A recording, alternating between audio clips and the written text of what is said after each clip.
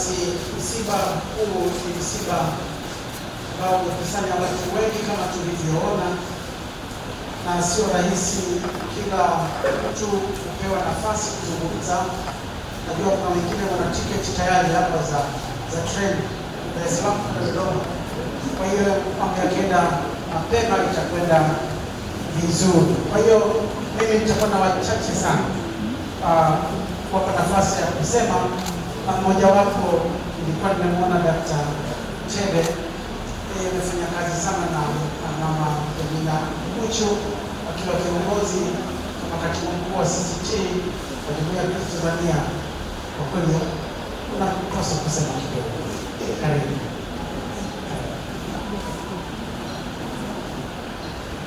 Asifiwe. Asante sana Baba Askofu. Kwa mmoja ni wa hii mstaafu hata kusimama kwa kesho. Lakini kusema nini kuhusu huu mtumishi?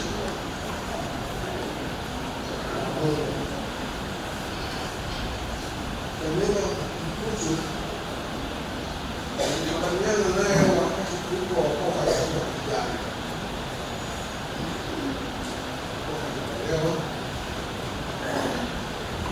Na ameendelea kuwa mtu wa Mungu aliyeokoka kwa ushuhuda mkubwa katika mazingira yake yote. Sidhani kama amefanya kazi ya kanisa.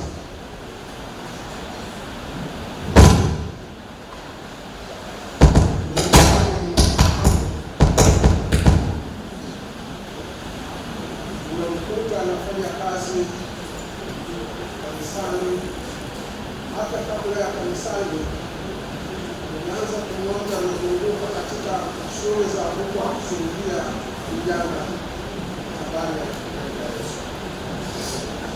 Na wengine ni mashahidi, bali mashahidi wako kama Baba Askofu Mageni walimuona wakati.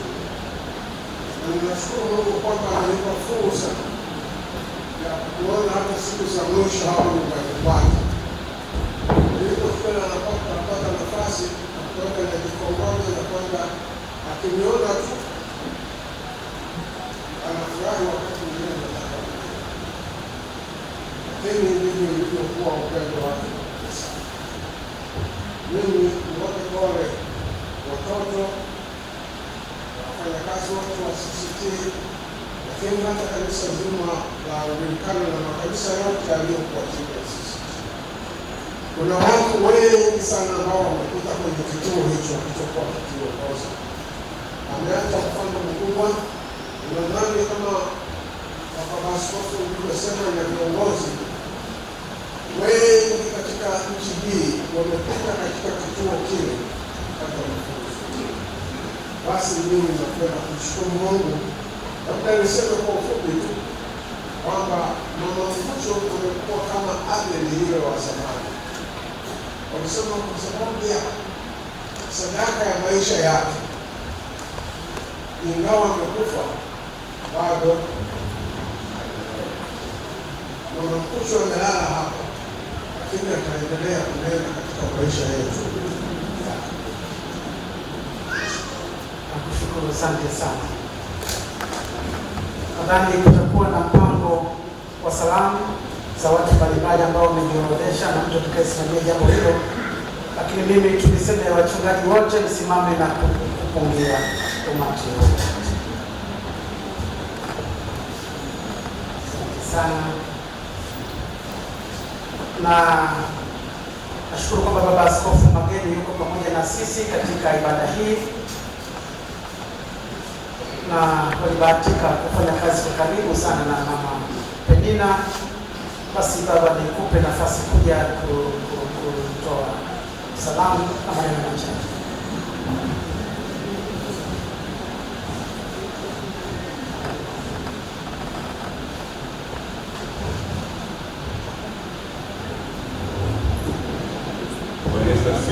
Amen.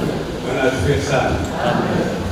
Naona mama yuko hapa, sababu naomba kuja mbele ili kwamba tutoe salamu pamoja.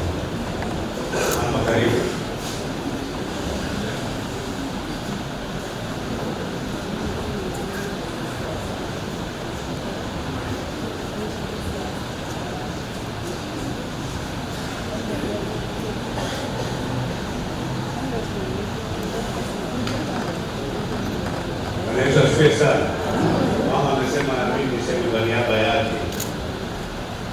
Kwanza kabisa tutoe pole kama wenzetu wote waliotangulia kusema, pole kwa familia nzima ya kina Mkutu na kina Kiduo na ndugu wote kwa ujumla ambao wameguswa kuathirika sana na msiba huu.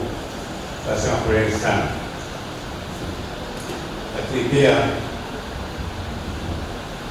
jana tulikuwa tunaongea na Baba Askofu Makundi, askofu mstaafu wa Mount Kilimanjaro na mke wake, walisikia habari za kuitwa mbinguni kwa mama yetu Mama Penina Mkutu, nao wametoa pole zao. Bwana Yesu asifiwe sana. Hatuwezi kusema mengi kama Baba Askofu alivyosema kwamba haiwezekani tuzungumze yote ya Mama Mkutu, lakini kwa kweli mama huyu amekuwa mfano mzuri katika maisha kama mtu wa Mungu aliyetoa maisha yake kwa Yesu. Yesu amemuongoza maisha yake mazima, amemwishia Kristo mwanzo hadi mwisho.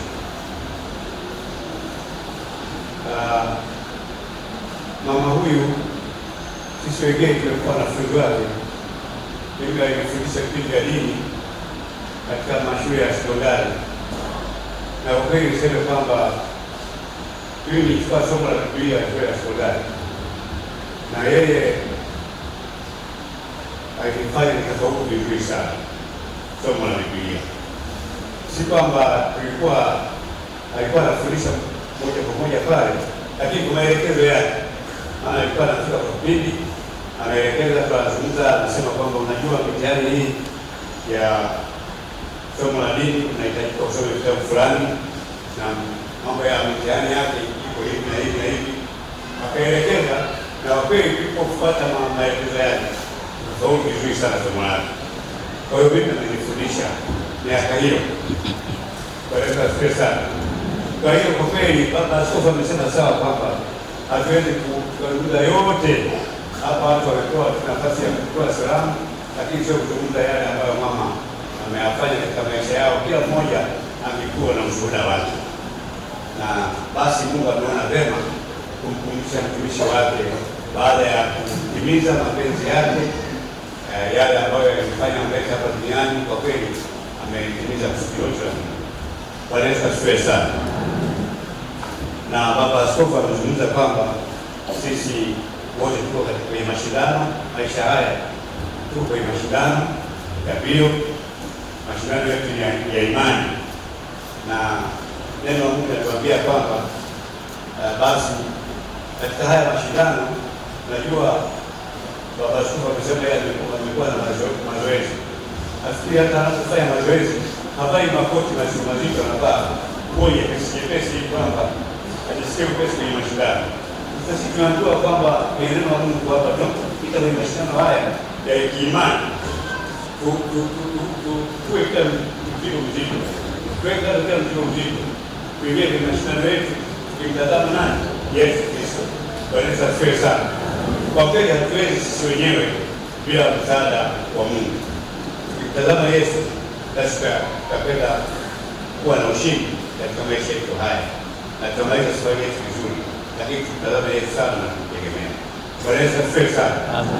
Basi Bwana awabariki na awafariji katika msiba. Lakini basi kuna wamisionari ambao wameleta salamu zao. Mama Reske Isinga kutoka Netherlands ameleta salamu yake.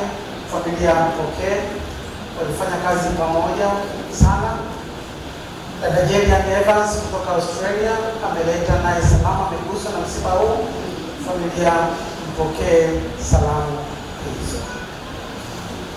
Basi baada ya hayo, naomba radhi kama kuna wengine sikuwapa nafasi, kwa sababu wengine tasubiri kama wako, sikupata orodha vizuri, lakini wote tunawakaribisha na tunashukuru sana kwa ushirikiano huu mkubwa unaoonyesha Mama Penina Mkuchu.